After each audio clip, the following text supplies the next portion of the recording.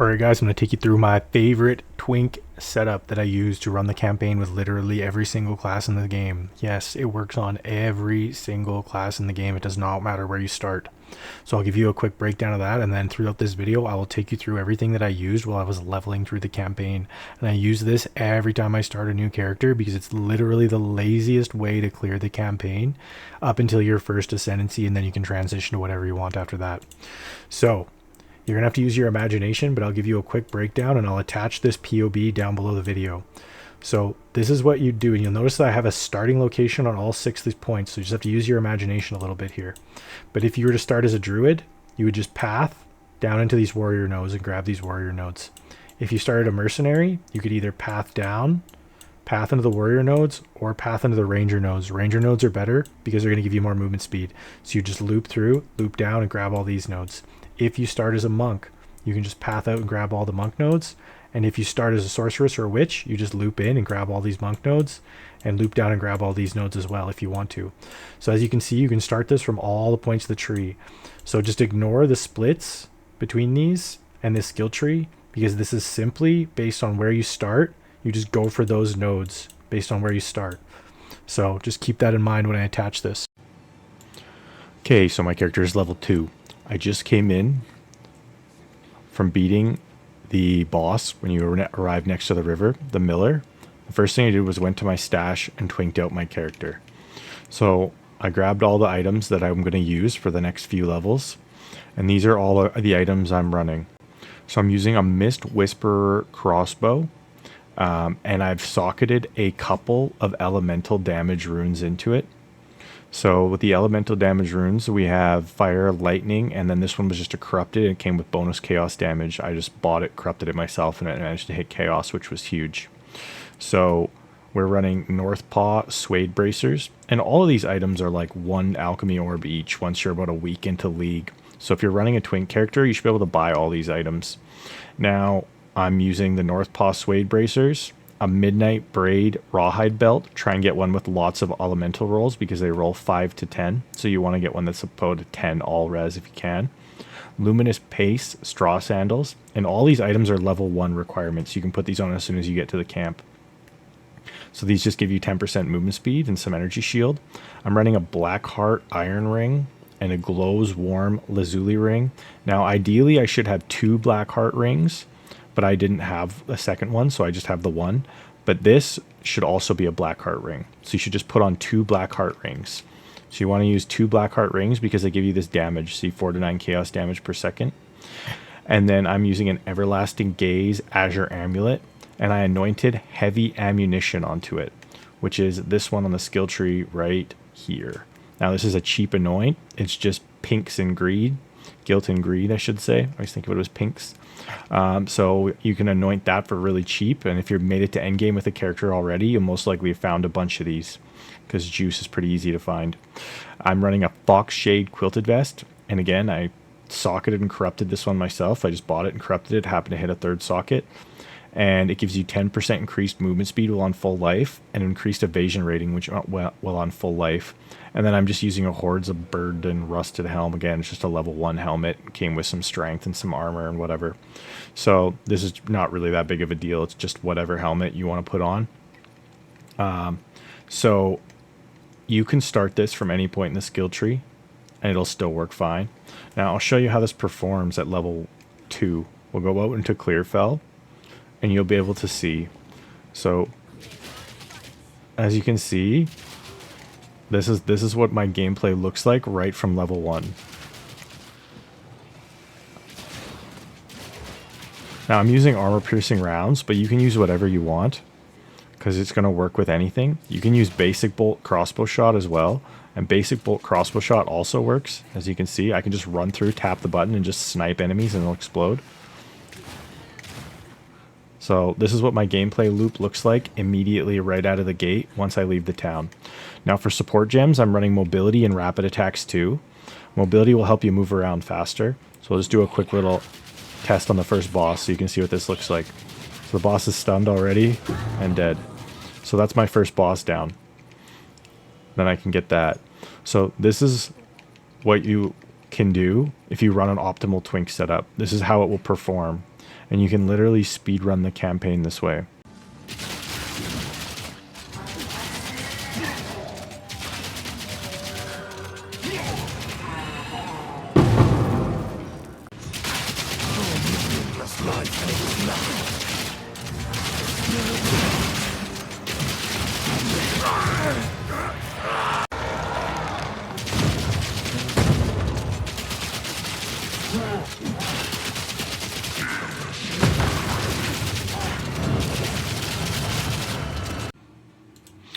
Okay, so we are level 16 now. We've swapped out a few items.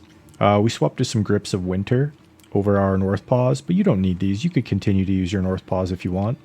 We added a Pulsarkin ring, but only because we're using Herald of Ice.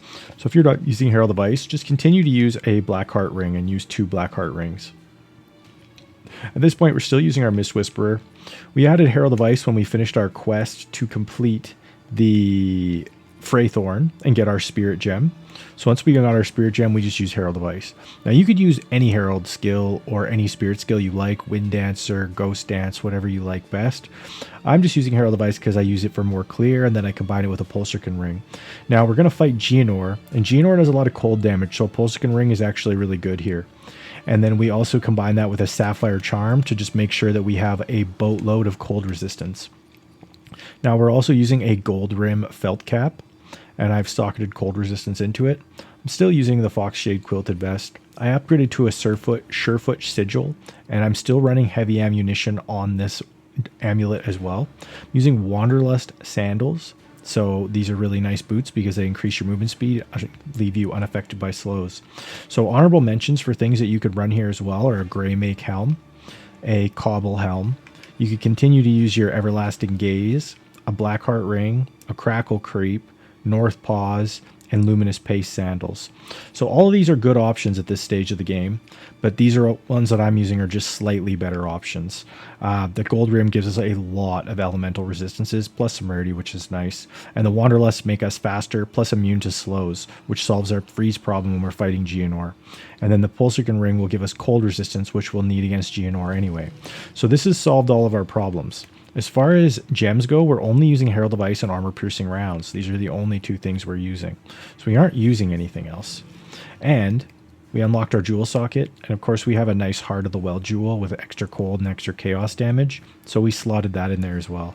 Now, you don't have to do that. You can just use whatever cheap jewel you want. But our gameplay loop is still the same. We still use our basic crossbow shot like this to just kill the bosses. And we usually freeze them quite quickly as well. So you can see he's already gone second phase. So we can just walk around him in circles, and he'll pretty much miss most of the time if we just walk around him in circles. And at this point, we have enough defenses that it doesn't really matter too much. So as soon as he transforms, we can actually finish this fight, but I guess we'll just stand around and wait till then. Mostly just shooting him for fun because I'm bored. So the armor-piercing rounds, we're still using mobility, rapid attacks, and elemental armament. I haven't bothered to add 2 more sockets onto this. You obviously could if you wanted to, but I didn't feel like I needed it because I was one-shotting everything everywhere anyways. You could also just use your basic attack crossbow shot if you like that better. Either one of those things is a great option. I pathed straight out and headed straight down this way so that I could grab the jewel socket. Then I'm going to grab this, this, and this next. So those are the next things on the docket that I really want to get my hands on. So we'll continue to just shoot Geonor with our basic attack. And see, that's where the sure-footed sigil really comes in handy, is having increased dodge roll distance basically lets you walk out of the way of all of his moves. And being mobile while you shoot, you can see we froze him again already. Being mobile while you can shoot allows you to just walk past all of the moves that he uses on you.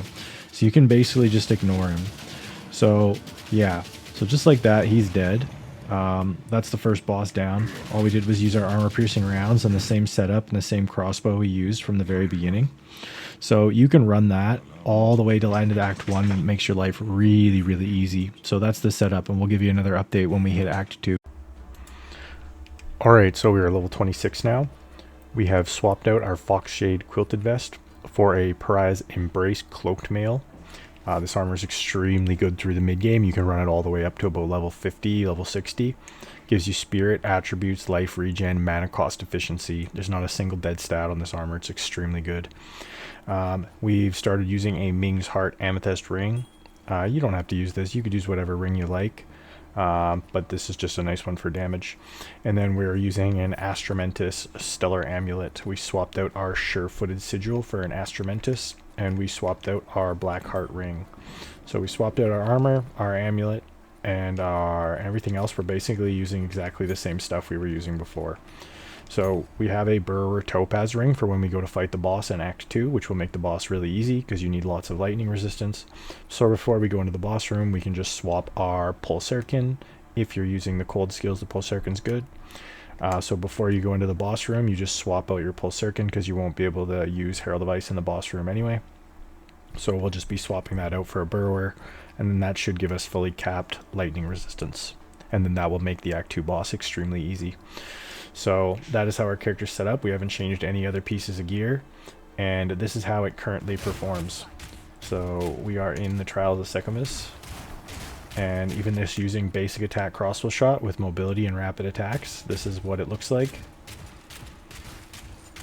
Depending on how much currency you have for your Twink setup, you could obviously add in all kinds of things. Like I have quite a bit, so you know, I burned an Astramentus, and I have a Heart of the Well jewel in here.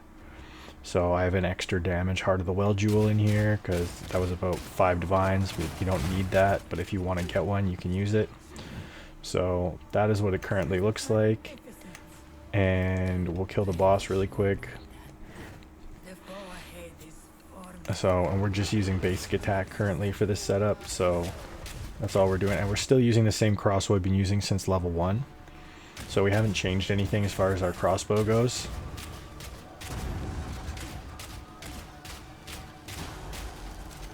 So yeah, that's boss frozen, so we can sit here and whittle away at him. And we're just using the basic attack on like 2 links, right? So we're not even using armor piercing rounds or anything. So he's dead now, and we can go in and get our ascendancy. So look at that. Now we have our ascendancy points, just like that. So we have hit level 26, we've rocked our ascendancy out, and now we can transition into any class we want. Of course, if you started this on the monk, you would have just gone through the monk nodes. If you started this up here, you would have looped into the monk nodes. If you started this up here, you'd loop into the warrior nodes, grab burning strikes, and then grab singular purpose.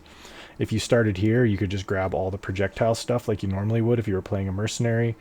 And if you start here, you just go down and grab all the mobility and the freedom of movement and the skill speed. So I just took all movement speed and mobility just so that I could move through the campaign faster. But yeah, that's it. Now your character should be online now that you have your ascendancy unlocked, so you can go into whatever you want. As far as ascendancy options go, your character usually starts to come online at a level 26. You're going to have access to your ascendancy, you'll have access to more skills, your character will start to feel better to play. But you can keep running this setup and just upgrade your crossbow if you want until you hit about level 40 and transition then as well.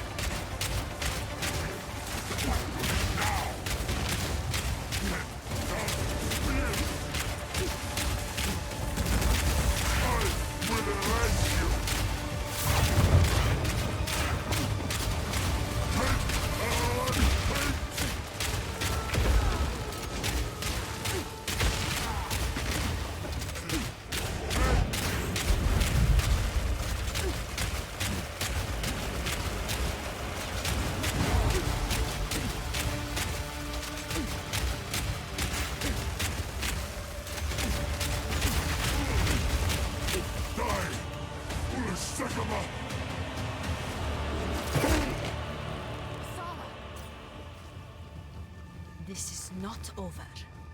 Not yet. Janmara! I return you to the embrace of death! Alright, so I hit level 49 at this point, and I haven't really changed much of my gear. If you're following along with me, if you haven't transitioned to just running whatever you're going to run. At the end of this video, I'll take you through a bunch of good unique items that you could use if you're playing on the south or east side of the tree, or even the west side of the tree.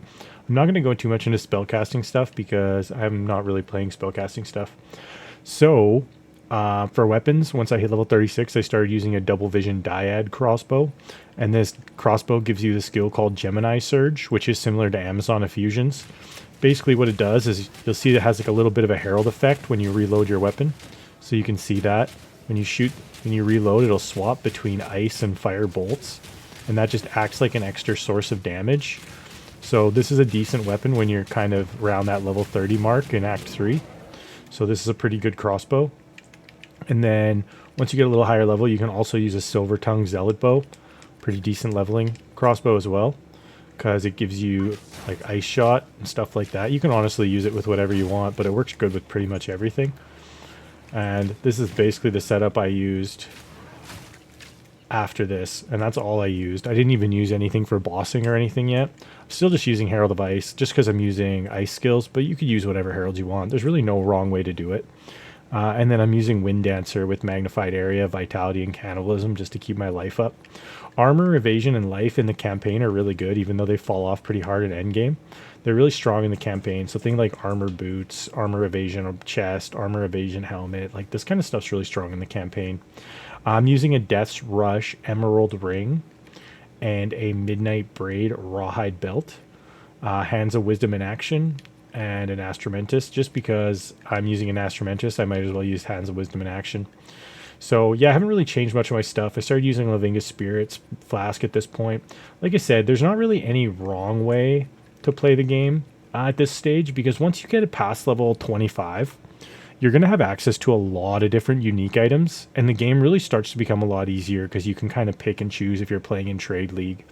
So, and I mean, this is for twinking your character out, obviously, to make it really easy. But Death's Rush Ring is really nice because it gives you the Life Leech and Onslaught on kill, which just feels really good for moving through the campaign. Plus the Evasion is also nice. And I'm just still using a Pulsarkin Ring just so I can abuse Herald of Ice. But you could do this with anything. You could use Poison. You could use whatever. Poison's pretty good in the campaign too. Sometimes I clear the campaign with Poison. Sometimes I use Ice. Sometimes I just use Fire. The campaign's fairly easy. There's not really any wrong way to do it. But all these items work totally fine up until I hit level 50, and I just breezed right through the game. I didn't even use any bossing setup. I just auto-attacked them or ice shot them down to death. Worked totally fine. So that's basically the breakdown for this. I'll take you through a bunch of items that you can use that I think are pretty good. So I'll run through them with like helmets, boots, all kinds of different things you can use for leveling. Alright guys, that's pretty much it. So if this video helped you, thumbs it up. Just so it boosts it in the algorithm. That way it'll help other people find it as well. And if you have any questions or suggestions or ideas to share with other people, just put them in the comments section. Like I say, this is just a normal place for normal people to share ideas and help each other. And I will see you guys in the next video. Cheers.